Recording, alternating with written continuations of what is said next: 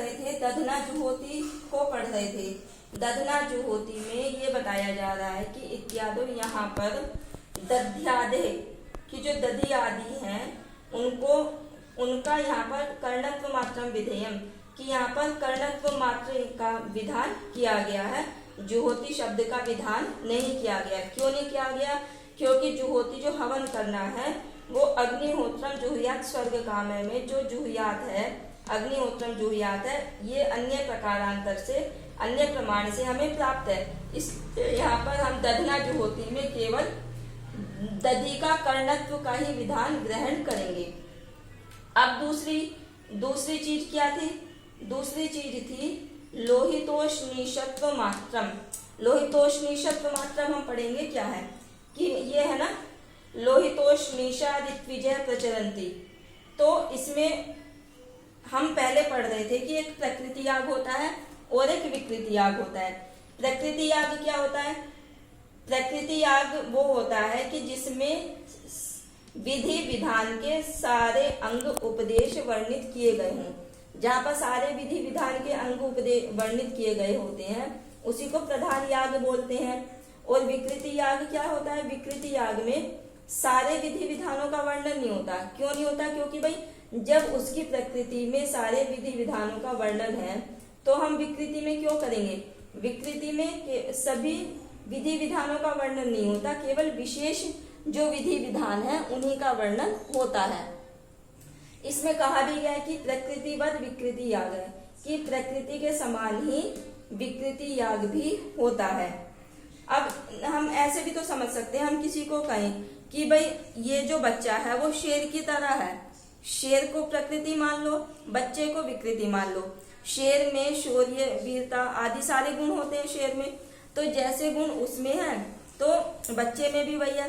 तो शेर में हमने बता दिया ये गुण होते हैं कि शूरता होता है, ये होता है, जंगल में रहता है।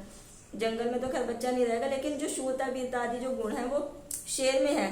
तो हम कहते हैं बच्चा शेर है, तो हम अलग से ये थोड़ा ना गिनाएंगे बच्चे में भी कि बच्चे में ये गुण होते हैं। तो जैसे हमने कह दिया शेर के समान, तो यानी कि जो जितने भी गुण शेर में है वो सारे हमें बच्चे में प्राप्त होते हैं, तो हम उसे अलग से उसका विधान नहीं करेंगे। ऐसे ही यहाँ पर प्रकृति याग है और विकृति याग है। प्रकृति याग जो ये याग यानी कि हवन, यज्ञ हवन जो होता है, जो सुबह शाम विधान किया गया है कि अग्निहोत्री को, जो भी ब्राह्मण हैं अग्निहोत्री है, उनको सुबह शाम हवन करना चाहिए। मनुस्मृति आदि में भी कहा है ब्राह्मणों को, क्षत्रियों को, सबको सुबह शाम यज्ञ हवन इत्यादि का कार्य करना चाहिए। पढ़ना पढ़ाना है, कुछ कर्म गिनाए गए हैं तो उसमें ब्राह्मणों, क्षत्रिय वगैरह को यज्ञ हवन करना ये बताया गया है।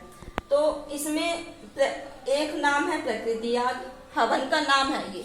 दूसरा है विकृति याग, ये भी हवन का नाम है।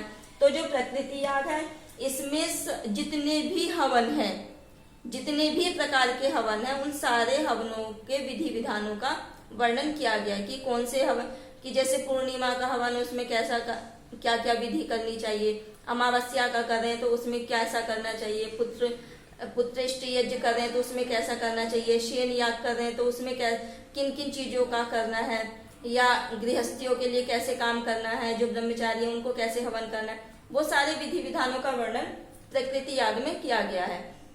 लेकिन विकृति याग में सारे विधि विधानों का नहीं किया, केवल विशेष विधि विधानों का ही इसमें वर्णन किया गया है। इसीलिए यहाँ पर ये प्रकृति याग है और ये विकृति याग है। प्रकृतिवत विकृति याग है कि प्रकृति के समान ही विकृति याग को भी कहा जाता है। अब जैसे हम ये देखेंगे, एक है ज्योतिष्टोम याग और एक है शेन याग। ज्योतिष्टोम याग यानी कि प्रकृति याग जिसमें सारे विधि विधानों का वर्णन है। इसमें ज्योतिष्टोम जो हवन है उसमें क्या आता है, ये एक हवन का नाम है जो कि प्रकृति याग के अंतर्गत आता है। तो इस याग में सोष्णीशा ऋत्विजय प्रचलंती, इन शब्दों का प्रयोग किया गया है। यहाँ पर उष्णीश शब्द का भी प्रयोग है, ऋत्विजय शब्द का भी प्रयोग है, प्रचलंती शब्द का प्रयोग है। फिर जब हम प्रकृति याग के शेन याग को देखते हैं, शेन यानी कि हवन को देखते हैं, तो इसमें क्या आता है, लोहितोष्णीशा ऋत्विजः प्रचलंती, ये वाली लाइन आती है, लोहितोष्णीशा ऋत्विजः प्रचलंती। उष्णीषा ऋत्विजय प्रचलन्ति जो विकृति याग है, इसका वर्णन यहाँ पर भी है। प्रकृति याग जिसमें सारे विधि विधानों का है। उष्णीषा ऋत्विजय प्रचलन्ति, तो हम यहाँ पर उष्णीषा ऋत्विजय प्रचलन्ति का ग्रहण नहीं करेंगे। यत्परः शब्द ऐसा शब्दार्थ है, समझा रही हूँ। यहाँ पर उष्णीषा ऋत्विजय प्रचलन्ति का विधान नहीं करेंगे। क्यों नहीं करेंगे? क्योंकि ये हमें प्रकारांतर से ज्योतिष्टोम याग में हमें प्राप्त है। हम यहाँ पर क्या कहेंगे? लोहित तत्व लेंगे कि जो लोहितोष्णीश यानी कि लाल पगड़ी वाले, तो हम लाल पगड़ी वाले जो ऋत्विक हैं वो हवन करें या जो भी है। तो यहाँ पर ना तो हमें पगड़ी का अर्थ लेना है ना ऋत्विक का, हमें केवल लोहित शब्द का अर्थ लेना है। लोहित यानी कि जो लाल रंग है, लोहित तत्व है, हम यहाँ पर केवल उसी का ग्रहण करेंगे, हम अन्य का ग्रहण नहीं करेंगे। क्यों नहीं करेंगे? क्योंकि वो चीज हमें अन्य प्रमाणांतर से प्राप्त है। ये अर्थ है किसका? यत्परः शब्द स शब्दार्थ है, इसका है। इसके लिए मम्मट एक वाक्य और बोलते हैं, ततश्च अदग्ध दहन न्यायेन।